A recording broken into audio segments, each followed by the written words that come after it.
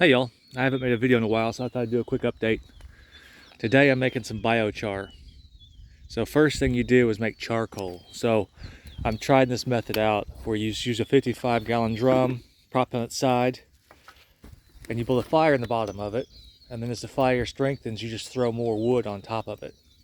And that way, as the new wood comes on, the fire moves up the barrel and leaves the old wood behind and turns it into charcoal. And so as this stuff here I just threw on blackens, I'll throw more on top of that.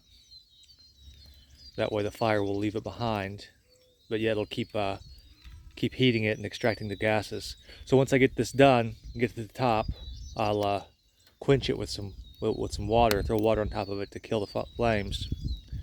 And then in a day or two, I'll crush it up and mix it with some compost.